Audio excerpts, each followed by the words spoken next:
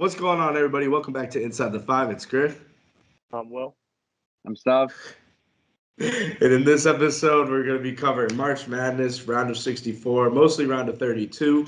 We're going to be doing a little MLB, spring training, a couple moves were made, a couple big moves. Then we're going to finish it off with NFL free agency, all trades, all news from the NFL. So let's get right into it.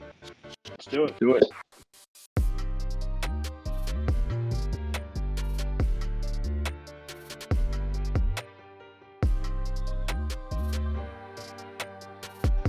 All right, welcome back, everybody. Inside the Five, we're getting right into things here. March Madness has been going crazy, and I'd say the craziest part of it is this St. Peter's run. So we're going to get right into a little St. Peter's talk. They're the third 15 seed to make the 16. This run has been great. Stav, this last game was amazing. How does it feel? How does it feel? This is awesome. You know, every single year there's always one team that busts your bracket and everyone gets pissed off. But if it's a 15 seed that can beat what a lot of people had Kentucky either going to the Final Four or the championship, and then they beat Murray State, which they're kind of a fan favorite, but it's funny that St. Peter's runs Kentucky. Their Twitter account tweeted that picture out of them, like their logo on the state of Kentucky, which is pretty funny. I mean, They own that state. It's great to see a team succeed like this, especially with such a small budget and such a small school that really no one was expecting this. Yeah, Well, love to see the run from a 15 seed. Like it's just exciting. Like, this is what March is all about. Like, honestly, going into it, like, I got a little risky with my bracket this year. So, like, I'm not, like, terribly upset about a 15 seed ruining a bracket for me. I'm just, it is what it is. Yeah, I mean, like, let's be real here. We're going into the Sweet 16. Nobody's bracket is good anymore. Like, this year has been so crazy, and I feel like we knew at the beginning, like when we were all thinking about making these brackets, like nobody's gonna have the perfect bracket this year. Nobody's gonna have a good bracket this year. No. This would be the year that a 15 seed makes it to the Elite Eight. I literally would not be surprised if who do they play? Do they play Texas Tech? I think they play Texas Tech. Like, no, doesn't Duke face Texas Tech? No, Duke plays Texas Tech. Oh wait, oh yeah, that's my fault. Then they play. This is great journalism right here. Who do they play? Yeah, you know the vibes. Purdue. Oh, I really thought I had it. I had it written down to it and everything. They played Purdue, the 3 seed. Okay, yeah, it was a 3 seed. I knew it. Like, I'm not saying that they can beat Purdue, but at this point, like, why not? I'm sorry about that, by the way. Yeah, we've seen it all year. Purdue isn't. They're very inconsistent. So they've had two great games in the round of 64 and the round of 32. Maybe they just fall off. Especially because St. Peter's plays such a physical style of defense and such a fast-paced. They're always switching. They're always contesting everything. Like, they're not afraid to jump. They're not afraid to really foul in that essence. So they can kind of slow down Purdue's fast-paced style there, especially their inside game too, because St. Peter's is a little undersized. But they could really make some noise, especially compared to Purdue. Yeah, but what's his name? Doug Edert. Yeah. He's electric. So we'll expect a 30 bomb from him, and I actually do think St. Peter's can win this. I agree too. I still feel bad that I messed up Purdue and Texas Tech. I got my 3 seats mixed up in the regions, but like, you're right about that defense. It's kind of like the Celtics now, how they switch literally everything, and like they just play like their point guard. I saw one play. Their point guard guarded 3 different people in one possession because they kept screening and then screening and switching on ball. So the point guard was just steady, like on a different person, and like it worked. And then they just run out on the fast break. I think that's the perfect way to beat this Purdue team, who's definitely not lacking with size. They have the advantage of size. They have 2 7-footers on their team. Purdue does, and I think they might just get run out of the gym. Like, that's what we always talk about in March. It's teams that can run or the teams that are going to last. They're going to get a lot of fast break points against this Purdue team. I think they could actually come out and win this game by like 5, 6, 7 points. Yeah, I could really see that. I think I agree with you on that one. I think honestly, like, being a 15 seed, I feel like in their case, they've came a long way to get to the Sweet 16. Like, there's no reason for them to like stop their mentality of just play basketball. Like, those are the most dangerous teams in March Madness, where they literally don't care. They'll just go out there and play, and if they win, they move on. Exactly. So like, I think this might be a little year that they make a 15 seed makes a little Elite Eight. But speaking of more upsets, we have, I'd say, the worst officiated game ever in any By sport far. at Yep. any level that I have ever witnessed. UNC versus Baylor. Thankfully, the Tar Heels came out alive of it because they were up big at one point, and Baylor found their way back into the game. So did the refs. They helped a lot. Will, the two UNC fans in here, I guess I'll let you take this game away. First things first, we're back in the Sweet 16. Most Sweet 16s out of any team in college history. We got 30 of them. Second thing is, I don't even know if my definition of a charge in a blocking foul is the same anymore after this game. Like, Not. No, it doesn't. Like in the NBA, it's not called much better, but it's definitely a big difference. But like, I can't tell you how many times in that game where there was someone not set. Like, who's the dude with the mullet on Baylor? He did not set himself, and they gave him the charge. Meyer. That was Meyer. That was the worst charging call I think I've ever seen.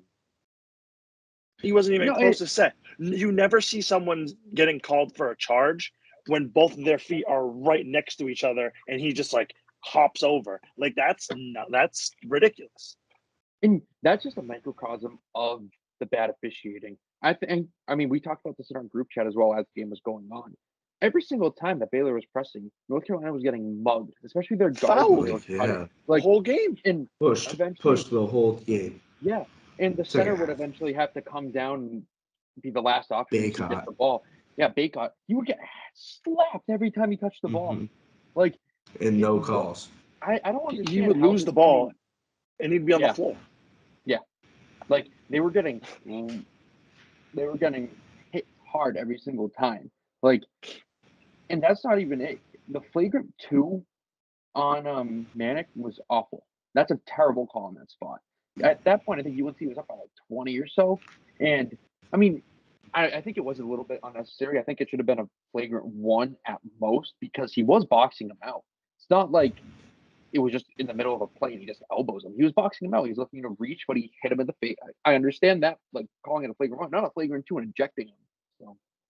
Yeah, I don't think you can call that a flagrant 2. I mean, if we take a look at last night's TCU Arizona game, that elbow, like that wasn't even intentional. He was just running, and they didn't call anything there. Like, in my opinion, it's not the same exact situation, but it's pretty similar in terms of like it's completely unintentional. There was nothing going on there. They didn't even give it a flagrant 1. Like, they didn't even call a foul on the play. Yeah, and to go back into the UNC game.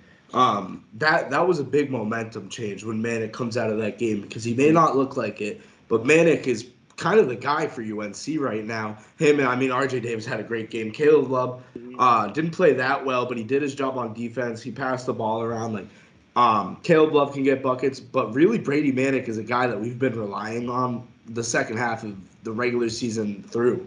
And having Manic out of the game, he can score at any level. He can defend. I mean, I'd say like the 2 through the 5. He can't really defend a point guard, but he does his job. Manic is like, I mean, they always have a white power forward, UNC, that just like gets rebounds. Manic is a straight scorer. Like, he's scoring from everywhere, from like deep threes, regular threes. He's hitting jumpers. He's around the rim. He's doing it all for UNC. He was great at Oklahoma last year as well when they made their run. So I'm not really surprised by that. But it's just kind of an unspoken hero that Brady Manic is low-key our guy.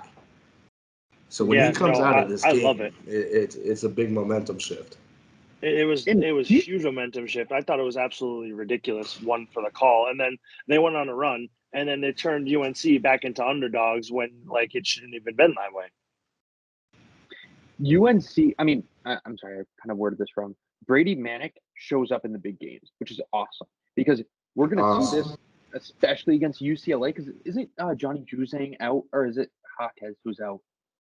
Who rolled their ankles? It was Jaime Hakkas. I think it was Jaime Hakkas. Yeah, so he's out. It was Brady.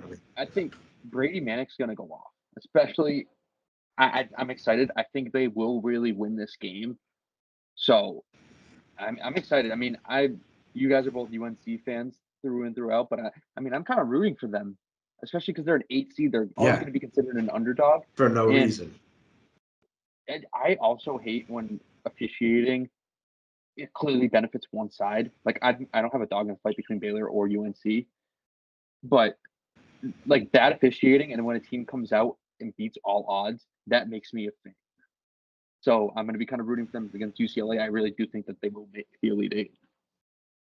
Yeah, and I want to say for our Sweet 16 matchup against UCLA, they're big guys, like the big players from UCLA. First, you have Jaime Hakkas, who's I don't know if he's questionable or if he's already listed as out because I saw him.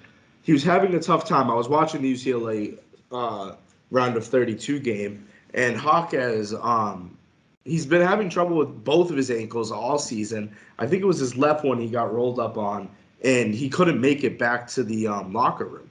He had to go to like a bathroom that was like nearby the tunnel because he couldn't make it all the way to the locker room. So I don't know if he'll be good to go in this game. I think the game's either on Thursday or Friday. That's not time.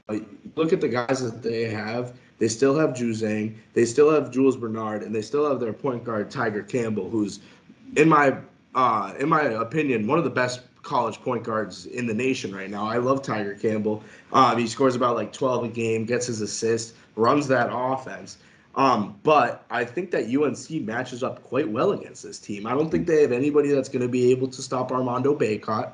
I think Juzang will be either Juzang or Bernard is going to be up on Manic. Nobody's going to be able to guard Caleb Love or whoever Tiger Campbell takes.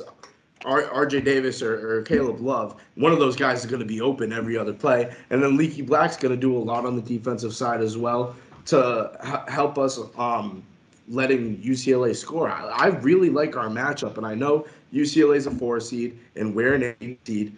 But at this point, we are 26-9. They're 27-7. They're not really that much better. And what I said in the last episode, this is East Coast basketball versus West Coast basketball. I'm taking the East Coast team all day. Yep, I agree. I think so I like our matchup so much that I honestly can see UNC in the Final Four this year. We can win our Elite Eight matchup. I think too. We got very lucky with both the 1 and the 2 seed being out in our region, so like that helps us a lot. I even think looking at the 1 and 2 seeds now, I mean, we beat the 1 seed, 2 seeds already out. We could have easily been the 2 seed. The way it was looking out. Yeah, and we're set up like to our play. Our Final Four matchup. I mean, looking at it right now, it could be Gonzaga, which I think we even match up well against Gonzaga too. It will be a definitely tough game. I don't think we would win that game, but if we end up not playing Gonzaga, I think we could win a Final Four matchup. All right, here's my hot take. I think Gonzaga is very overrated. I think. Yes. I mean, we'll get into this Agreed. in the next or in 2 games from now when we talk about it, but I don't think Gonzaga might even make it to the Final Four. And hypothetically, the Elite Eight matchup of UNC would either be St. Peter's or Purdue, which we kind of set up on both of them. So I don't think a 15 seed has ever made it. Has a 15 seed ever made it to the Elite Eight? No, I think they'll leave the Sweet 16.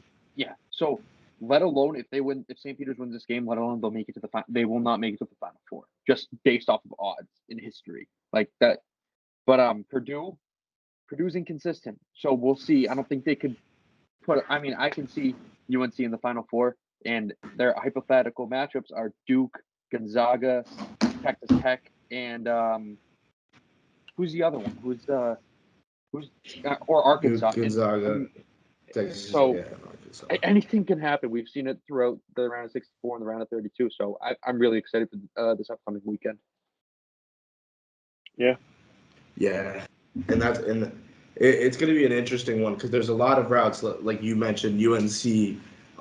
If they win this game, they're either playing Purdue or a 15 seed, which, I mean, I think we match up good against both those teams. And I know I hyped up St. Peter's, but I think Purdue is ultimately going to win that game just because, like, I mean, I've also thought that St. Peter's is going to lose these last two games, but sometimes the road just has to end at some point. So I'm just going to keep not really praying on their downfall, but I'm not going to predict them to win. I might bet them against the 12.5 spread, but UNC kind of has an easy path, an easier path. They already got past the 1 seed. They played the best team in their region. They just have to keep going. But moving on, we have another upset. Another 2 seed is gone from here. Auburn loses, and Auburn I was high on all season. They took a tough loss to Miami. Another high seed, a 10 seed, who's going to be playing an 11 in the elite or in the Sweet 16 to get into the Elite Eight. So Miami wins. They are going to be playing. Who are they playing? Iowa State. I always mess this up. Iowa State. That's who it is. Yeah, which is a great matchup. I feel like I was kind of shredding on Iowa State too before this all started too. I was like, you're a football school. You're not doing anything in March Madness. They're in the Sweet 16. Miami, ACC basketball, guys, is thriving right now. Yes. I was going to say, I think in the last episode, I may or may not have called Iowa State in the Sweet 16. I'm not 100% sure on that one, but I had them in the Sweet 16 in my bracket. For some reason, I don't know why. And like literally couldn't tell you why. I was just like, I don't know. Iowa State might make a run. They might beat Miami. I think Miami's really good. Miami is rolled to the Sweet 16 with ease. They were awesome in the ACC tournament as well, and then at the end of the regular season, they caught them. They run press the whole game. Miami does. They run press pretty much the whole game. They have 4 guards on the court pretty much at a time, and then they have a forward. That like they like to run up and down, but if they get matched up against some size and they're not controlling the game, then they're kind of screwed. Yeah. And the other thing is, back to saying how the ACC is kind of controlling the tournament right now. Like the SEC is a big, big disappointment. We hyped them up so much. They've been a pretty big disappointment. I mean, Tennessee's out, LSU's out, Auburn's out, Kentucky's out. It's wild. Yeah, all that's left is my boys, right? Yeah. Over in Tennessee. Or not Tennessee, no, Arkansas. Better than Tennessee. Because they're better than Tennessee. Are we tripping? No. Yeah, you're right. They're the only SEC team left. Wow, that is kind of crazy because they had a lot of teams in the tournament too. I've been on them. I called this. So you know what? Officially, I am right. If you think about it. Because it's not about your numbers at the end of the season. It's about where you are at the end of the season. And everybody else's season has ended, and ours hasn't. So go Razorbacks, JD Note. Yeah, you proved me wrong. Yeah, I've been Arkansas. So kind of moving on to the next matchup, we want to talk about Memphis. They really kept it close against Gonzaga. They were up by 10 at halftime as well. What do we think of Gonzaga? Because, I mean, I kind of stated it a little bit before, but I'm not really too high on them. I was really happy. I was really happy to talk about this team because I hate them. I don't think they're good at all. I think Chet Holmgren, he's like 7'2", 98 pounds. Like he can get pushed by the wind. I think Arkansas is going to show them how to play some SEC basketball, and they're going to represent that conference well. The West Coast Conference is fake. Gonzaga is fake. Chet Holmgren isn't real. Drew Timme is, maybe the most hated player in college basketball for a good reason because he's a loser. Arkansas is going to beat Gonzaga. Gonzaga's not making it out of the Sweet 16. That's my prediction, and I'm going to be wrong, but I don't care. Well, I don't like Gonzaga either. I don't have them making it out of the Sweet 16 either. But the other thing I have to say, I wanted to say that Chet Holmgren actually kind of impressed me for the first time. He actually played pretty well against Memphis. He did have a good game. Yeah, he did. He was moving quite well. Obviously, what you said about Drew Timme, I'm not a huge Drew Timme guy myself.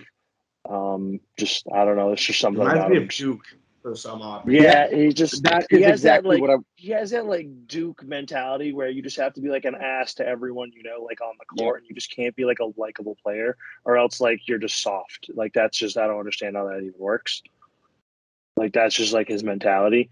But no, I don't really think Gonzaga is legit. I don't even have them as a legitimate team in my bracket, so they're done. Yeah, Drew Timme, I wrote this in our speaker notes too, but Drew Timme is that antagonist in March Madness, or he's trying to be. Every single time he scores, he does a little mustache celebration. Like, I'm not really a big fan of him. I think it will be hilarious, especially if Arkansas is up by like 20 against them and he makes like a little layup off of a spin move. He'll do that regardless. Like he was doing it all national championship last year when Baylor was absolutely routing them. So I think this is like their first matchup against a team that's in the Power Five. So it's just I don't see them winning this. To be honest, the final score of the round of 64 did not really indicate how close that game was. They were tied at 52 with like 10 minutes left in the game. Yes. And then with 7 minutes left in the game. So it's not like they blew out I forgot who they even played. But they were losing the entire game against yeah, they were losing the entire game against Memphis, and then Memphis kind of choked. They didn't make their free throws. So what do I say every time? You got to make your free throws if you want to beat these teams, especially if you get in the foul. So make your free throws and beat Gonzaga. Yeah. Arkansas will make their free throws, I guarantee it. I think it's just the fact that, like, Gonzaga and their coach, what's their coach's name? Few. He just, like, first off, not a good guy. Second off, like just the fact that school's not even real. Like, how are they going to win a national championship? I think he's going to be one of those coaches that stays at Gonzaga, and he will never win a championship with Gonzaga. I just don't think it's possible for that school to actually become like a blue blood. And I heard a lot of people saying this year that Gonzaga is going to beat Duke.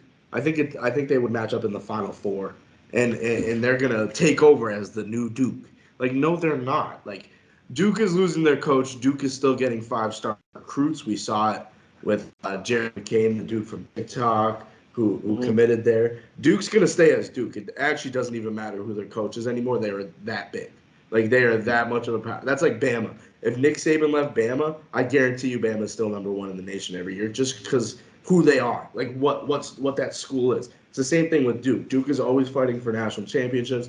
They're going to continue to do that. I don't think Gonzaga is ever going to get to that point where it's like every year it's like, oh, they're going to win it. Like, because that's how Duke was for years and years.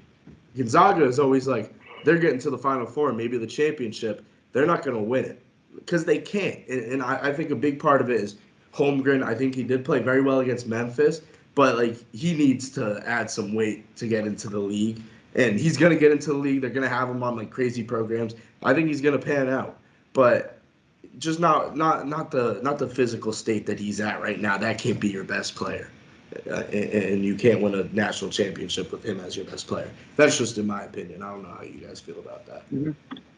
Yeah, no, I agree for the most part. I mean, like I give him the credit for how he played against Memphis, but like that's like it's against Memphis. Like they almost lost that game. They've almost lost the first 2 games of March Madness in the 1 seed. And they're Gonzaga. Like this is like Gonzaga's everything that everyone always talks about, and I don't know. They're every year they disappoint, so I don't know why everyone still hypes them up. Like until they win, I don't think I'll ever ride with Gonzaga. Yeah, ever. And I don't like to. I mean, if I'm being real, like I hate cockiness. To be honest, I might sound like an old head when I say that. When I see Drew Timme celebrating after every single bucket, regardless of the score, it just makes me think he's selfish, and I just want to see him lose that much more. What's funny is I'm a guy that enjoys cockiness. That's why I would love Baker Mayfield on the Seahawks. But like, I don't like the level of cockiness that he has in the way that he like is like in general. I don't think that Drew Timme celebrates for the right reasons. Like I like being cocky on a basketball court. Like when I played like high school and all that. Like I would be cocky to try to get everybody else going, to like try to get everybody's energy up. Drew Timme just does it to just straight up disrespect everybody. And it's like at some point, like stop focusing so much on yourself. Focus on your teammates. Go out, get a win instead of just racking in all this personal achievements, because you're only getting to Final Fours. You're only getting like this close to winning a national championship, but you never cross that hill. Like you never get over that hill. So Drew Timme, I want to say he has to be a senior, right? He has to be a senior. Senior or junior. I think someone He else has to be. that, but If he plays another year, I think he'll be 45 years old. Drew Timmy's not going to win this year. He's going to go out as like one of those guys that was so good but never won it for Baylor. They've had so many, like Kelly Olynyk, like Morrison a minute ago. I just think he'll just be added to that list. No, he's a sophomore. He's a sophomore. What?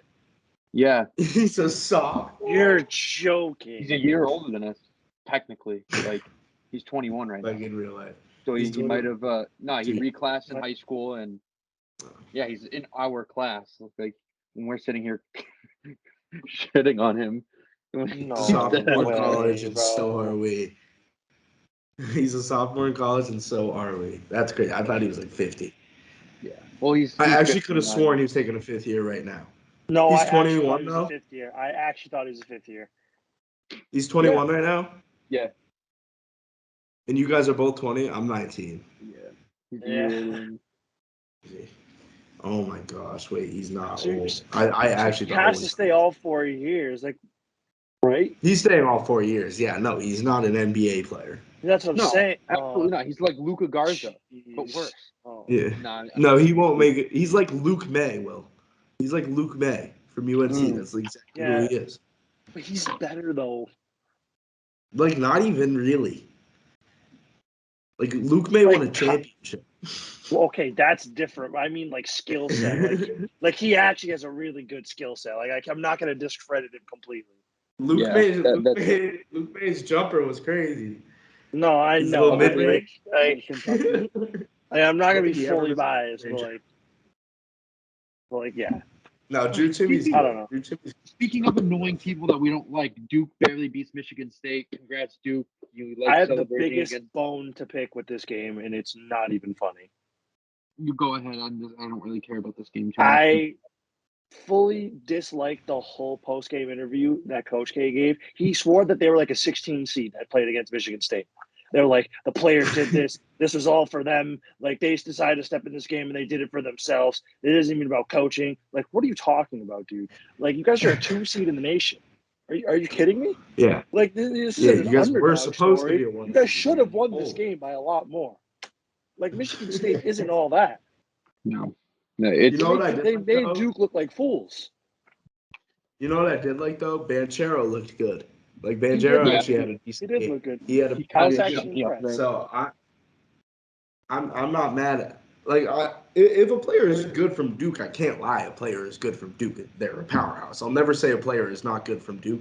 Like we knew Zion, Cam Reddish, and RJ were nasty. Like Paolo Banchero, however, he had a great game, and I'll give him props when he has great games. I just don't think he has them often enough to get the hype that he's getting. Just because he was the number 1 overall prospect, like I don't think he's playing as good as most of these big name guys. Like I'd rather have JD Notae right now, and I mean you can call it Arkansas bias, but I'm not actually an Arkansas fan. I mean I'm a clear UNC fan. Like I don't think Banchero can do anything that doesn't involve the post. He can shoot, quote unquote, but that just means he's not afraid to actually shoot the ball. Everybody can shoot nowadays. Like literally everybody in college basketball can shoot. Unless they're above 7 feet, which I don't think Duke even has any of those guys. Banchero had a great game. I'll give him that. He did. If he can keep doing that, then Duke will win a national championship. I just really don't think that he can. And that's why Duke barely got past Michigan State and Tom Izzo. I'm sad to see Tom Izzo out. There's only one Michigan team left, Michigan. But I think Coach K is not going to end with a national championship this year. And I think it's going to be all Paolo Banchero's fault. I'm extremely disappointed about Michigan State, though. Like, they didn't even get out-coached at the end. Like, Tom Izzo just folded them completely. They never will. It just didn't make sense. They called so many timeouts and made no adjustments. Like, they got hold on the inbound like 7 straight times to end that game. Yeah, and they'll have to play. Oh no, they're in the West region with Gonzaga. So yeah, if Duke beats Texas Tech, which is going to be a tough game for them, Texas Tech plays an awesome defense. Texas Tech actually favored in this game by 1 point. They are. If they get past them, yeah, they're favored by 1 point.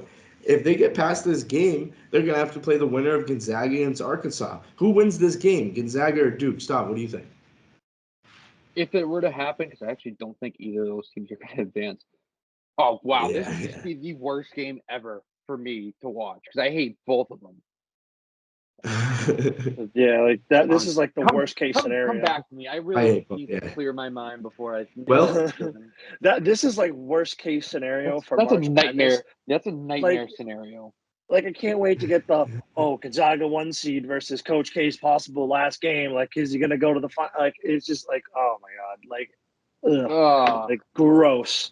Think about it. Get over it. Think about it. Come on. I'd rather have Gonzaga win. I'd rather have Gonzaga win because they're gonna lose. Yeah. Anyways, I'd rather have the Zags as well, but I think Coach K's career ends on Thursday. Okay, hold on. I want to say I want Duke to win just so Coach K's final game is a loss in the national championship, and just the pictures that come out of that of like him walking up the court with like Kansas confetti in the background, like Kansas. Okay, that would be huge. But, like, obviously, like when we call Coach K a loser, we don't really mean like he loses. I do. Well, yeah. He's just like a loser in the sense that he's annoying. Like, I kind of want to clear the air on that. Yeah, he's just the arrogant. Whatever. Besides the point, we're anti-Duke, anti-Coach K here. Okay, this was my this is crazy, and Will is gonna get so mad when I say this. They played Michigan State, right? In the round of 32. They are in the West region, right? Duke is in the West region of the bracket. Why the heck did they play this game in South Carolina? It makes no sense.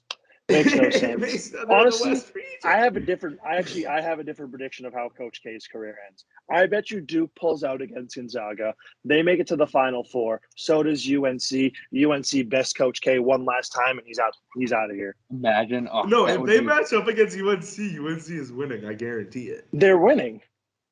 Who's stopping Brady? Like, they will win that game. nobody on that team. Brady Manick is gonna outplay Paolo Banchero in that game, and that's all they need.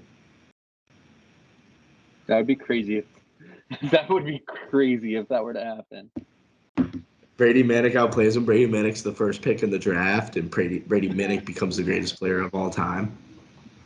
Wins 15 NBA championships in a row with 15 MVPs. On the Boston Never wins an All-Star game MVP, though. That's like his one thing. That's why he played all 15 years. Never got it. All right. Never won. Should we move on to the MLB? Or are we going to keep... Yeah, no. Take it to the legacy. Right. So, headlining free agency, as a biased Boston Red Sox fan, Trevor Story signing 6 years, 140. He got $140 million out of it. Moving to second base voluntarily, I think, because he easily could have played shortstop on the Yankees. The Yankees probably had more to offer him, but he's like, nah, screw the Yankees. I'm coming to Boston. I want to win now. It's a great feeling to have. All right, infield. Do we think we're the best infield in the AL? In the AL, yes. I mean, obviously, I don't think in the entire league just because the Dodgers exist. Like that infield of Freddie Freeman, like all those guys, they're pretty good, I guess. But in the AL, I totally think so. And our lineup 1 through 6 ranks. 1 through 7, yes. I think.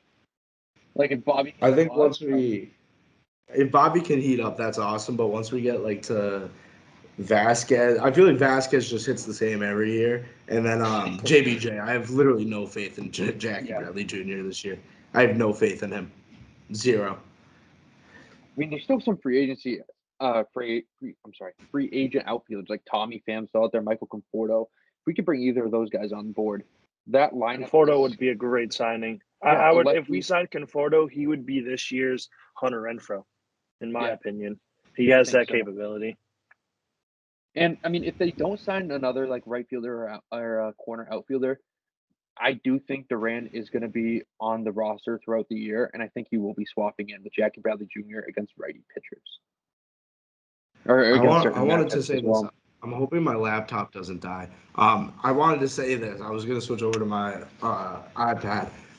But before I do, I want Jarren Duran by 1/4 into this season. I hope he can progress into one of those rotational guys in the outfield. I'm like praying on it kind of because I like JBJ in the outfield for defense. But if Duran can start to get the bat going like everybody says he's about to, then that would literally be the best case scenario. We don't have to make any moves. We're relying on Duran, and Duran comes through. I pray that happens. Yeah, I agree. That would be a dream scenario. That's like ideal. That's like ideal for us because at that point, if Duran becomes like a consistent guy, like our day-to-day guy out in the outfield, like we have nothing else we have to worry about. We just have to worry about our pitchers going out there and performing because we know we're going to get it done at the plate and we know we're going to be fine in the field making plays. We just have to hope that we can get some more pitching. Mm-hmm. And I've heard a lot of rumors kind of circulating around the league about the Red Sox possibly trading Jeter Downs right now. And if we could manage to trade Jeter Downs to Oakland or something, or to a team that is looking for a shortstop for a starting pitcher, I think that'd be awesome. I mean, Jeter Downs, like Frankie Montas. Yes, like I think I hope that actually does happen, or even Sean Manaea. Like to have they were good last year. To kind of hold their own until Chris Sale comes back and to solidify that rotation of Sale, Evaldi, Tanner Houck, Nick Pivetta, Michael Wacha's there. Like Wacha actually had a pretty good game today in spring trading. I don't know if you guys kept up with it. The Red Sox are undefeated after the lockout, so I think we're gonna win a World Never Series lost or ever. so. We'll get our ring sizes, but we've never lost ever after the lockout. Like I think 2 weeks until the MLB season starts, I am excited. I don't think we'll ever lose that again, ever. First undefeated season in MLB history. We're gonna do it. I'm being serious. We're gonna shock the world this year. We're going to shock the world. I wish I wasn't being serious. I literally don't see us ever losing again. Do you think the AL East will have over two teams that have 100 wins this year? Yes. I don't know what two teams it's going to be. I think there's a chance that 4 teams could have over 100 wins this year. I don't think that's possible. No, that can't be possible. Oh no, it can't be because they play each other. Yeah, yep. That I forgot. I didn't Good think try. about that. So, yeah, I tried to think about. Yeah. I don't see. I mean, I don't even see the Rays really compete. I mean, every year the Rays do compete, but the Blue Jays. I feel like the Red Sox right now are the most complete team in the AL East. Like, call me crazy, but the bullpen of the Blue Jays still is terrible. Like, yeah, they still have a really bad bullpen. They do have a great offense, but if the offense is flat and they need to have some relievers come in, we saw it so often last year. They couldn't. They couldn't. I mean, the game that we went to is a good example. Yeah, they couldn't hold leads. They lead the entire game in around the 6th, 7th, 8th innings. They blow it. So they blow it every time. Like we all questioned at the end of the season, like, damn, like if the Blue Jays were in any other division, they would have been in the playoffs. Like if it comes down to it, like they wouldn't have even been good. Yeah. Like I don't think they would have actually made a run in the playoffs because of that. Yeah, exactly. That's what we saw. I mean, that's why the Rays were so kind of dangerous last year. That's why they got to 100 wins because they were deep. Like they had consistent rotation guys. They had guys who could step up and obviously hit the ball, leading with Wander Franco. So I don't know. The AL East, I think, is one of the better divisions in baseball. So I'm excited to see how everything kind of forms out in the next few weeks at the end of spring trainings, the remainder of free agency, everything kind of combining into one. But moving on from the Red Sox, we saw Fernando Tatis deleting all of his Padres-related posts. I love how that's our barring for I know controversy now. It's like we saw it with Kyler Murray. Now we're seeing it with Fernando Tatis, but it's really not getting as much attention as I thought it would.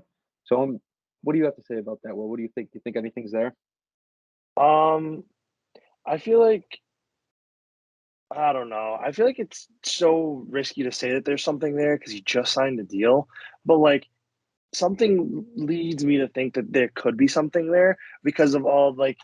You know how like last year there was a huge problem with his errors and they were like, oh, we might move him to outfield and injuries and stuff like that. Like, I mean, like, I don't want to say that why would you sign a deal like that if you're not happy at that organization? Like, or if you don't see yourself winning at that organization. Like, I mean, like, I don't know. It's just such a weird headline nowadays because then it's just like, oh, nothing happens. He was just going through like a phase.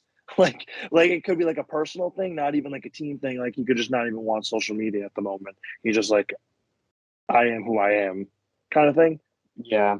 Like there's so many different directions that like social media can take as like an individual player. Like it would be one thing if the Padres were to remove Tatis from everything, like in a weird way, like which we've never seen that happen before. But like I just don't understand. Like I don't know the whole.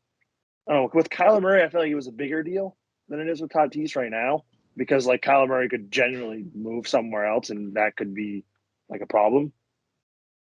Yeah. See, the thing is, Fernando Tatis did sign that deal before all this controversy around him signed. Maybe he got pissed off about the Padres telling him he can't motorcycle anymore. But yeah, like I really don't know, and I feel like there now, is a chance. Right? Like, yeah, I don't. Okay. Is he back? Yeah. No, I'm here. I'm here. My camera is broken, so I kind of folded. So if you're a podcast, if you're on Spotify or Apple Podcasts, you got the W. Honestly, if you're on YouTube, you also got the W. I haven't shaved in weeks, so I look a little scruffy. But Tatis, I wanted to add on to what you're saying. I've been here for a while. I just didn't want to cut you guys off. It's like, is it really that similar to the Kyler Murray situation just because they both deleted their posts on social media? Like, I don't remember a time where this has actually happened. Stop laughing, Will. I get it. I'm not on camera. I'm sorry.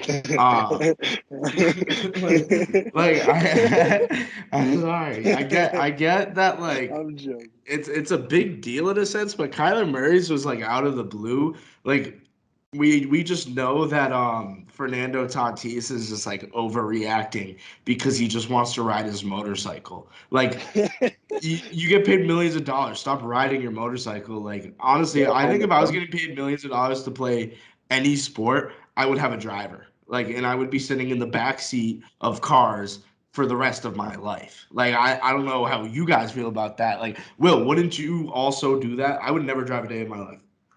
I feel like yeah, I feel like I wouldn't drive unless, I mean, I don't know. It depends if you're like a car guy, like me. Like I'm not like 100% all in like as a car guy, but like but like I'd like a couple cars that I'd like to personally drive, but I feel like I would just want to sit back and just relax and like not have to stress about like getting to a game on like my personal dime, if that makes sense. Like, I don't want to sit there and be like, oh, it's my fault that I get the game. Like, oh, sorry, my driver was late. Like that's like one such like a flex because I'm nasty. Like, yeah, no, I would totally do that. I would have my car. Late. I would have a car still to like take like the kids to school and all that. Yeah. But that's about it. I like this hypothetical house scenario we drew up about Fernando Tatis deleting his Instagram. No, that's what I'm saying. Like anytime this happens in social media, we just drop the most random because like random accusations. Because like literally anything could happen. Like I don't think anything is going to happen. Agency? No. Like, is he unhappy at the Padres free agency because they haven't done anything? Oh, I thought you were gonna say like them signing him. Didn't he just sign for millions of dollars? Yeah. So I was like, how can you even be mad? Like I just don't know. You can't be mad if you're making that much money. Actually, you can. Yeah. But I don't see like he's mad for a stupid reason because he can't drive his bike. Like think about it like that. He can't drive his bike, so he's mad at the organization. Just get a personal bike rider. Yeah, right in the back of the bike. Yeah, right in the back of the bike. Yeah, right in the sidecar. Those are cool. Trust me. Imagine seeing Fernando Tatis in a sidecar driving down. I can totally see him. I can actually totally see him doing that. I wish I was lying. Next, let's kind of get back on a serious note here. The Phillies, okay, they've opened my eyes a little bit. They have a pretty good offense. Their defense is trash because none of those guys can field, but their offense might save that. I mean, with the recent acquisitions of Nick Castellanos and Kyle Schwarber, they have like 5 guys in that lineup who can hit 30 home runs this year. Mm-hmm. I mean, you can win games when you score 10 runs. You win 10-9, it's still a win. I mean, like they already had Bryce Harper. They already had Real Muto, who's arguably the best catcher in the league. You add Castellanos, you add Schwarber. Schwarber's probably going to chill in that DH spot that's being introduced in the NL. Rhys Hoskins at first base is a great hitter as well, in my opinion. Mm-hmm. They have the offense to do it. The thing is, I just don't think they have anything else at all. I'm not too fond. I don't know their pitchers by name, but me remembering last year, they didn't have great pitching, right? Well, they had Zach Wheeler. Yeah, they were all right. They were all right. They really had a more dangerous second half run after the All-Star break. They went on a tear. They were good in the second half of the season. I remember that. But can Bryce Harper even stay healthy? Can any of these guys stay healthy? Matter of fact, and they're playing in a low-key tough division, in my opinion. I mean, you got the Mets who never get it done. They keep signing these all-stars, superstars, and then they can't do anything with it. But I just feel like that's a tough. I mean, you have Miami in there too, right? And they're not good at all. Miami just got Jorge Soler, so that they might not be too bad. That division might be a bad good division. It's like a bad good. It's like the NFC East. It's a bad they're like a bad good division. Maybe a little bit better than the NFC. The Braves are coming off a World Series championship, and they have Matt Olson to replace Freddie Freeman, and they're getting Acuna back. So the NL East is kind of heavy, but I do think that the Phillies have potential to finish first, but I also see them kind of finishing third. So we'll see how that kind of pans out. Yeah, I could see them finishing it. It's about how these guys click in this lineup, just because adding new names to a lineup doesn't automatically mean you're going to be great. You have to find, the best 1 through 9 where everybody's going to succeed. So I think it'll take a little while to get used to this new lineup. I wonder if they're going to use Schwarber at all in the outfield. My guess is no. But the Phillies, that's a little team to look out for. They had a nice little off season. I want to watch them a little bit at the beginning of the season and see how they click.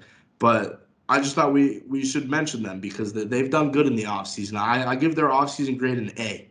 I actually really think they did a good job this offseason to add a few more pieces. And hopefully they can get some guys to come through that farm league so they can be good at maybe next year, the year after that. So we're going to move on to the next guy. Carlos Correa surprisingly chooses the Twins on a shorter-term deal. Signed 3 years, $104 million. I think that has something to do with his agent switching his agent. That's why he signed a short-term deal. But shout out to the Yankees for allowing this to happen. They traded obviously for Josh Johnson and Isaiah Kiner-Falefa, freeing up the Twins to make that move. So the Yankees going after Correa really backfired because they just opened the door for the Twins. But the Twins have a decent lineup. I don't really think this move is going to put them over the top, especially because they're in the tough division of the AL Central. So, but I feel like if Correa signed anywhere else, this news would be more shocking and more people would be talking about it. But so what's funny is that first off, Correa was in my opinion, maybe Scherzer before the lockout, but in my opinion, Correa was the top guy coming out of the lockout to sign.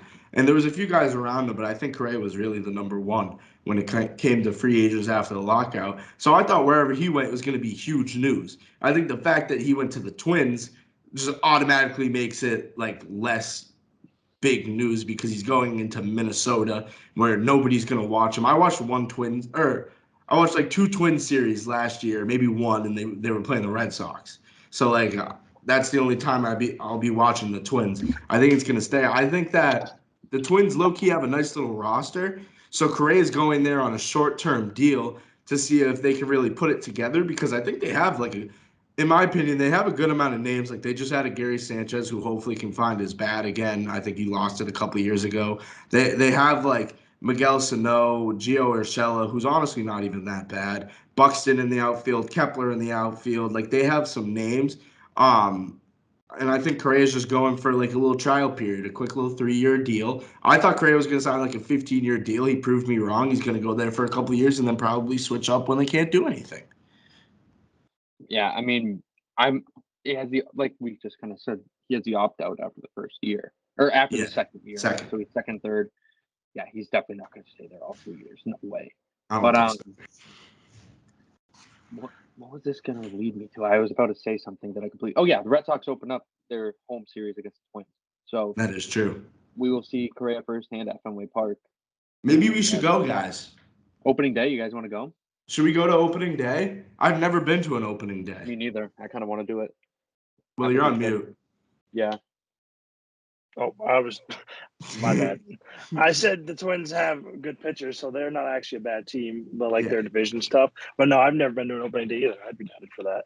So yeah, we'll discuss taxes that are coming back too. Yeah, So that's exactly what I was gonna say. We'll have enough.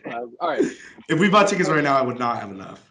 No, exactly. So we're gonna have to wait a little bit, but I'm down to do opening day. We'll talk about that after. Maybe an IT5 vlog at Fenway Park opening day. Vlog. And it's on a Friday. Opening day is a Friday night. That's perfect. Wow. For the Red Sox at Fenway, they open up against the Yankees in Yankee Stadium. But I think that wraps up MLB talk. If we want to start talking about the NFL and all the splashes that have occurred. Our camera is not ready for the NFL though, so I'm going to continue. All right. Okay. I'll start off with the biggest news, obviously. Yeah. The Patriots hosting Malcolm. I'm kidding. Deshaun Watson to the Browns. Wow, this came out of nowhere. Deshaun Watson told the Browns don't even try, and then they offered him $232 million guaranteed, and he was like, "Okay, you guys can keep trying." So, does this make the Browns? Does this make the Browns contenders? Maybe. No, it's such a maybe. No, not this year. I think that they have a few holes that they're missing. I think they need a second receiver, a second very solid receiver. I think they have the run game. I think they have a nice little line. I think they have a few holes on defense. You can say their defense is good. I think they're missing a couple pieces on defense. That's just my opinion. They're a good team. They're a playoff team with Deshaun Watson. They're more of a playoff team than they were with Baker Mayfield, even though he led them to the playoffs before. I think that they don't have enough to get over that Super Bowl hump. I don't think they have enough to get all the way there. It's going to be a long season. Also, who knows if he's even playing this season? I feel like we know nothing about this case except for the fact that he was just able to get traded. So I don't really trust any of this situation. Yeah, I don't know. I mean, the AFC is so stacked. It's going to be hard for there's no clear-cut winner, obviously. Everyone says, the entire AFC West is going to win the Super Bowl. And then the AFC North, I mean, we can't sleep on the Bengals right now. They just rebuilt their entire offensive line. What everyone was shitting on them for, they just rebuilt that. They have a top-tier offensive line now. They just got Lyle Collins. They got Alex Kappa. They brought in Ted Karras. They got a lot of good pieces. And they still have draft. Expatriate Ted Karras, if I'm not mistaken. Expatriate. You're right. But I'm interested to see how Watson pans out. I think he might get a suspension, though. Yeah, I think he has to, right? Yeah, I feel like the NFL is kind of being held at gunpoint here with that. So he'd probably get a 4-game suspension for his actions. That's my guess. At minimum 4 games. Who even knows what this situation holds for Deshaun Watson? I think that Deshaun Watson, no matter where he goes, is going to ball out because that's just what he does. And I think it was great that they had Amari Cooper. I bet that Landry is pissed now because he probably thought Baker was his quarterback before they made this big move. And I mean, that leads us to a big question, and it's where does our boy go? Where is Baker Mayfield going to be the quarterback of? Because there's no way he is a backup quarterback. Let's be real. He didn't have a great season, but he is a starting quarterback. Well, where do you think he's going to end up? Well, my initial thought was going to be the Colts, but I thought he'd probably end up there. Yeah, you kind of cut out there. I don't know if that was just me though. Yeah, no, you did. All right. What just happened? All right. Who's your second team? Oh, honestly, I have a crazy. I don't know now. It's so weird. To even I don't know. Why do I feel like they won't go there either? I was like, why would he be a commander? They just signed quarterbacks for fun. My initial 2 thoughts: Colts were first, and then Falcons were second. Neither of those are going to happen. I mean, maybe the Falcons happens with Marcus Mariota. It's still he's their guy for now. I want Marcus Mariota to be a starting quarterback in this league. I think he earned it. I don't think that the Falcons will go in that direction of trading for Baker. So No. I don't know where he would fit. Like one of my like long shot predictions is he's going to go to Tampa and be a backup to Tom Brady for a year, and then take over when he's done. Have a year under his belt, learning from Tom Brady. I really doubt that will happen. I don't think his personality will allow him to redshirt a year. But yeah, I have a good amount of teams. I have a good amount of teams. Give me your teams. Okay, so my first thought was the Colts. My second thought was the Falcons. And then my third thought was the Saints. They just locked up Jameis for, I don't even know how long that contract was. I think it was like a year or something. A couple of thoughts. First off, the Panthers, potentially. Why not? The Panthers. Oh, yeah, that was my team who I said should do it. Second, okay, and then I have a few long shots, but the Panthers were like my actual prediction. I have a few long shots. For some reason, just a name that came into my head. I wonder what you guys were thinking about it. Once I throw this name off, Will, I want your instant reaction. Okay. Mm-hmm. The Titans.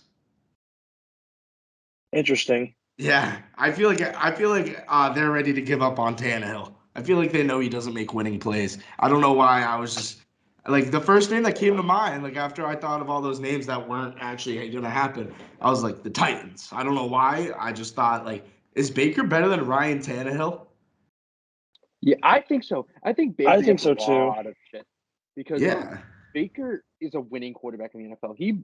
I hate seeing Cleveland Browns fans shit on Baker Mayfield, especially because he brought them to a playoff appearance after they have done nothing before him ever.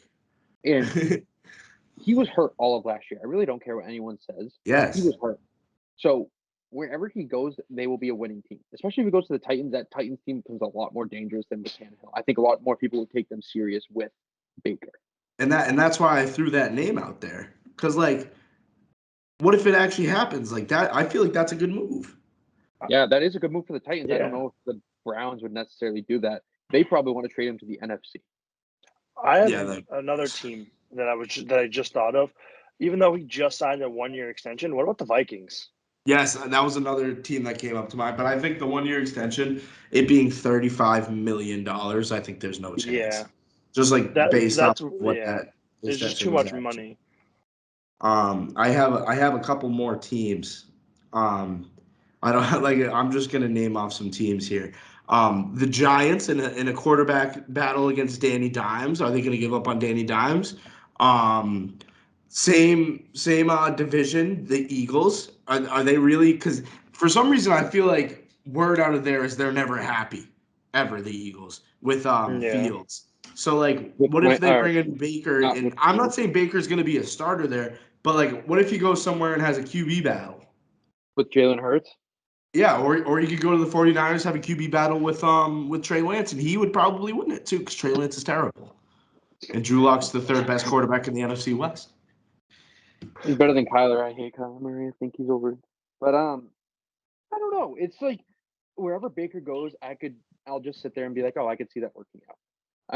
I think his play style caters to a lot of teams because he's versatile. He doesn't really wow you in any factors, but he doesn't really suck in any factors as well. Like he can make plays, he can scramble. He's fine being a game manager as well. That's how they kind of had their success in the playoffs with. But I really do think he will thrive in a system that is run heavy, because the Panthers with Christian McCaffrey, if McCaffrey can play a full year, I would really like to see that. Yeah, I think obviously the Titans too with Derrick Henry. That would be awesome. That would be ideal for Baker, but the most realistic out of everything is the Panthers. 100%, I agree. I was just throwing out those other teams because, like, what if a team that actually needs a quarterback doesn't go out and try to get Baker, and what if Baker has to go fight for a job? I think that could actually happen. I don't think that Baker's at the level where he's a automatic starter day one, on every single team. You know, and I think that like a team like Tannehill versus Mayfield, that would be one of the craziest QB battles in preseason history. And like I feel like we might be in for something like that. The way that the NFL is going this year, I want to say, I think I've said it on every episode since we've been started talk about Wow, that was not English at all. Since we've been talking about free agency, the NFL, this is the craziest offseason like ever. Like Tom Brady retired, came back. Matt Ryan isn't on the Falcons, which I am heartbroken about. Yeah. Baker is going to be no longer a Brown.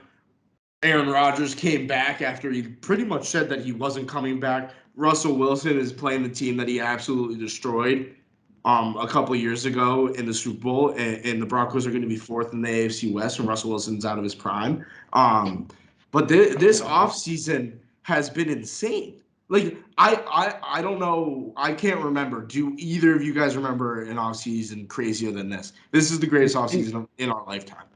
Oh, by far. But I think the only one that could compare to it is when Peyton Manning was deciding where to go. But that's only because it was Peyton Manning. And that was like the LeBron, the decision. Yeah, exactly. Yeah. So, but as a whole, I said this at the beginning of the offseason, the entire league in 2022-23 is going to be completely different from what we're used to. And I have to buy Madden. I didn't want to buy Madden, to be honest, but I have to. Franchise mode is going to go. That franchise mode's gonna. I know, and like back to what we were saying about free agency this year. I feel like in the past, the NFL and the MLB both have like mid-tier free agency seasons. Like it's very, very rare where it's like so many moves because everyone's on such huge contracts in the MLB. Like for someone to be expired, it's usually like one or two big guys, and then that's really it. And then like in the NFL, I feel like we don't really see many moves. I feel like people are just so content all the time and they're just looking for pieces around what they have. And that's why I think Baker Mayfield's in a kind of a shitty situation. Like he has a bad end of the stick where he's just like got replaced by Deshaun Watson and no other team can really use him, even though like a lot of teams are taking gambles. Like I don't even want to say he would want to go to the Steelers, but like Mitchell Trubisky's there. Like he's better than Mitchell that's Trubisky. AFC North. You know what I mean? Like you wouldn't do an in-division trade, but like it's just unfortunate that that's really probably one of the only teams that can like benefit from him.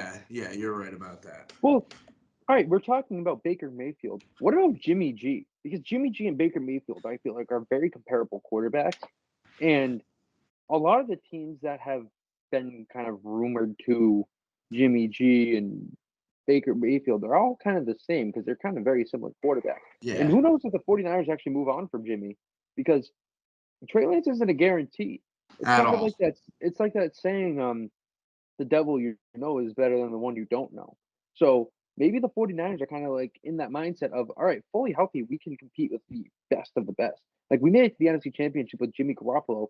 What's the point of moving on right now? Especially because the NFC is so open now. Especially like the Seahawks lose their quarterback, the Packers lose their best receiver. Like it's just there's so many open. The NFC is so much more open than the AFC. What's the point of trading away your starting quarterback who you're comfortable with? Yeah, it really doesn't make sense for the 49ers to move on from Jimmy. That's why I'm surprised he's not a 49er right now. That's why I'm surprised he didn't get signed back earlier. And that leads me to believe that he's not coming back. What? Isn't he still on the team? I thought they had to trade him. No, I thought he was a free agent. I'm not sure actually. I wanted to bring up another team. He's still on the 49ers. Oh, for some reason I just always thought that they were moving on from him. He's 30. That's crazy. He's old. Another reason that Baker would be better. Sorry, Will. Yeah. No, I wanted to bring up another team. Obviously, it would be kind of what's it called? It would be kind of difficult to see this happening. But what about the Lions moving on from Goff? I don't think Goff is anything special. But like I feel like with Baker and they get some more pieces for Goff, like and make some moves, I feel like Baker would end up being a good fit there. Dude, I think Jared Goff could be a backup quarterback now. I don't know why. Yeah. I just really think he could be a backup. I think if Baker goes to Detroit, I don't think that Goff would be his backup. I think they'd find somewhere to trade him for like a 5th round pick, and he would be a backup. I think Jared Goff he went to the Super Bowl under McVay, and really, in my opinion, got carried by his whole team. He was. For that year that they lost to the Patriots in the Super Bowl, Jared Goff was the worst starter on that team. Yeah. and he played quarterback. Yeah, I know. Like he wasn't good. I don't know. It's What teams actually need a quarterback right now? Like legitimately, that's their biggest need. I was trying to look at that, like the Panthers. Yeah, they have Sam Darnold. That's the it. Panthers are the only team that need actually don't The have a quarterback. Texans. I mean, the Texans. All the rumors are about Davis Mills. Yeah, I know. That organization. They're I all like in on Davis Davis Mills. Mills. I like Davis Mills. They got a lot of picks out of the Browns too for Deshaun Watson. So it's not like they can't just draft a quarterback. And all these teams who need a quarterback are higher up in the draft boards. They're probably just going to draft a quarterback. So that whole play style of Baker Mayfield, Jimmy G, they don't really fit right now. Yeah, I feel like there are no teams that are, other than the Panthers, who are probably going to draft a quarterback in either Malik Willis or Kenny Pickett, or it just doesn't make any sense to me. I think in a year or two, we'll start to see more quarterbacks become, or teams move on from their current quarterbacks. I think that Daniel Jones has one more year with the Giants, and if he doesn't do good, then he's done. Tua also has I think Tua. I think that who else? Mills would probably be there. Davis Mills. Carson Wentz. Yeah. Goff with the Lions, but not this year. I think this year we are almost pretty much all set. The Seahawks after this year. We're gonna give Drew Lock a chance. Today actually, guys. Literally today, I sold myself on Drew Lock. I was at the driving range. I hit about 120, 130 balls today, and I was just thinking about my future in the fall and strictly NFL, actually, strictly my future in the NFL. I don't know why I said the fall. And I was like, how am I going to watch all 17 of the Seahawk games? How am I actually going to put myself through this? And then I just thought back to that video of Drew Lock on the sideline, getting lit. And I was like, okay, you know what? Let's just buy in. Let's just do it. Let's just buy in on Drew Lock, because I think that's what Drew Lock needs. Drew Lock needs the city behind him. And I think Seattle, it might be the perfect spot for Drew Lock. And I think Drew Lock can go out there and he's going to have a good record. I think he's going to be about 9-8, 10-7, maybe. I think, yeah. I wish you guys.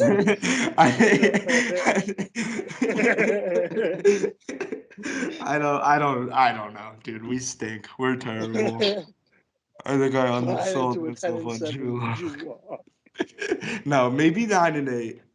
I wish we could go 8-8, but we can't anymore. It's either positive or negative. There's no other. If we have back-to-back losing seasons, we actually had Russell Wilson on our team. He may not have played for 6 games, but if we go back-to-back losing seasons, I don't think I'll ever forgive this franchise. We were literally in the Super Bowl 3, no, not 3, but 5 years ago. Where did we even go? It just makes no sense. This team's terrible. Yeah. Sorry. I think as of right now, I think the Patriots are kind of in the same boat as the Seahawks, in the point where the Pats are one step ahead. Yeah, I guess. One step ahead. So I think you guys experienced it your Cam Newton year. I think this is about to be my Cam Newton year.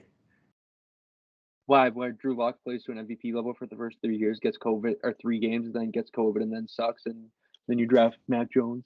I don't think he's going to play like an MVP the first 3 games, but I think he's going to go out there, win maybe 2 out of his first 4, and it's going to be wait, this isn't that bad. And then he's going to be terrible, and then it's going to be yep, that was his last chance. He's then out of the NFL, and I think that's going to be my Cam Newton year. Doesn't that kind of sound like a Cam Newton year?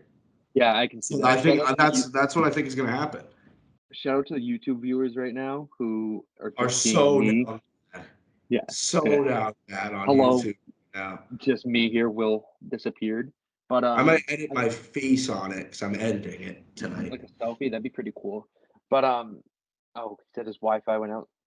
Happens. Trust me, Will. I have issues too. Yeah. AKA, I'm the lone survivor here, but this is everything you've ever wanted. You have the spotlight. I know. I think this is a good segment point too.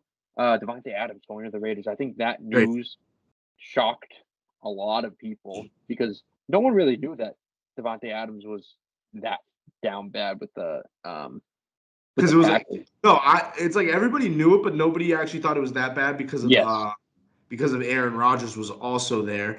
Who would have thought? Who would have thought that the Last Dance meant that this was Davante Adams last season and not Aaron Rodgers? Like, I actually could not have predicted that at all. I thought if Aaron Rodgers was staying, then so was Davante Adams. But I saw it all along. It was obvious that he was going to be a Raider within the next 2 years. He loves the Fresno State connection. He literally talks about it. I think he's talked about it in every press conference he's literally ever had ever. When somebody mentions anything about a car, not just Derek Carr, it's like even if they ask him what kind of car he drives, he's like, oh, my friend Derek Carr, I played football with at Fresno State. I would love to play with him again. And that's what he got. He got his wish. The AFC West is the best division. It's going to go Chargers 1, Raiders 2, Chiefs 3, Broncos at like 3-14, 4-13 at 4 because the Broncos aren't actually that good and their quarterback gets hurt too much, even though he's only gotten hurt once in his career.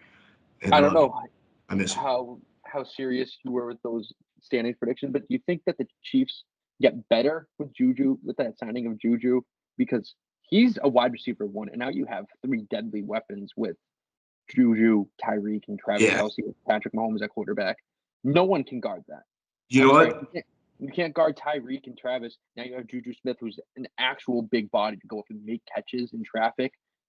Yeah, exactly. And I'm glad you asked me this question because this division is just so crazy. I was joking about the Broncos being fourth in 4-13, obviously, but like the Raiders are such an underrated team, and the Chiefs just fall in. And I feel like, I mean, they made the move for Juju. I don't think they got any better at defense, in my opinion, unless I missed someone that they signed on defense. Justin Reed, but other than that, they lost Tyrann Mathieu. Realistic. I'm also biased to the Colts, or not to the Colts, to the Bolts.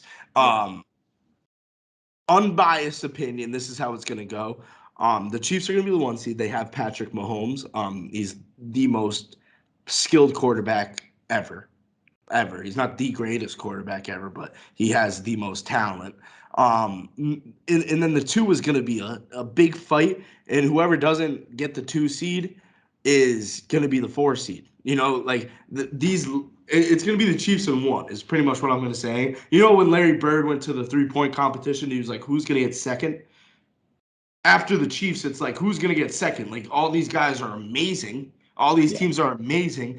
But, like, who's going to beat each other? Like, are the Rams going to – or not the Rams. I keep – like, why do I keep messing up the Bolts? Because they play in the same – like, I said the Colts and the Rams, and I was talking about the Chargers. But, like, the Chargers, great team. Justin Herbert entering his 3rd year. He's getting old.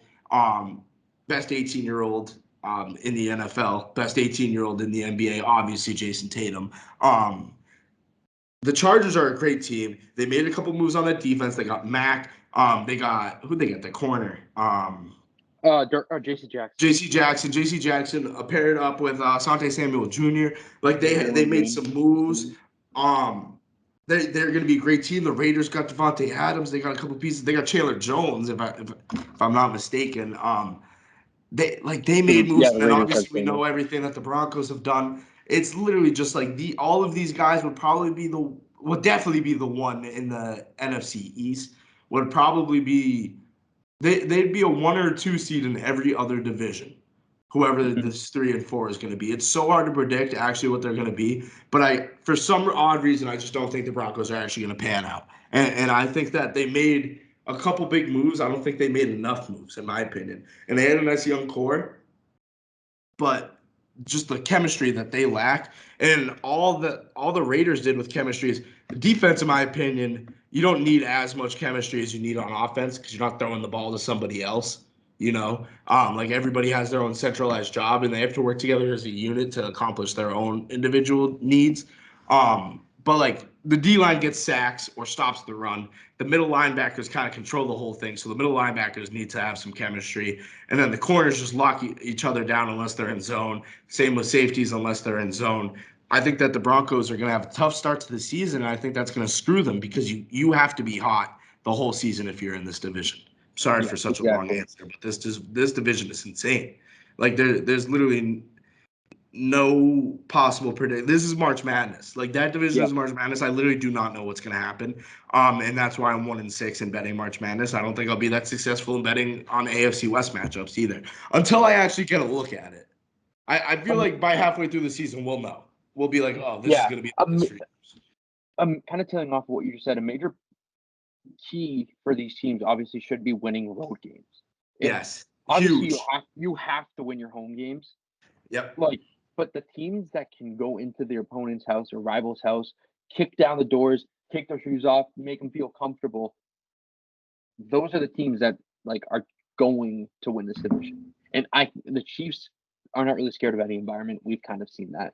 The Chargers have proven to beat the Chiefs. The Raiders always compete with the Chiefs. The Broncos have that home field advantage with the elevation. They haven't really struck much success recently. And they have Russell Wilson now. Yeah.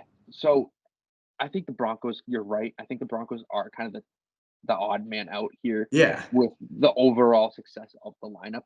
But if Russell Wilson's hot, that entire team gets hot. It's all on him. I hope he doesn't. I hope he never gets hot again. I literally you can call me what you want, but people saw Tom Brady go to the Bucs and they're like, oh, I want to see Tom Brady do good. Obviously, because he's Tom Brady. Russell Wilson's a lot different than Tom Brady. He gave me about half the time and about a sixth of the championships. So, to be honest, he didn't even give me an MVP either. There's a big difference between Russ leaving and Tom Brady leaving. Because when I talk about it, once again, I'm a Massachusetts resident, a Seahawks fan. So they're like, oh my God, this is like your Tom Brady leaving. This is crazy. This isn't really like my Tom Brady leaving. This kid wasn't my childhood. He was just my, he was there when I was growing up. He's like my stepdad.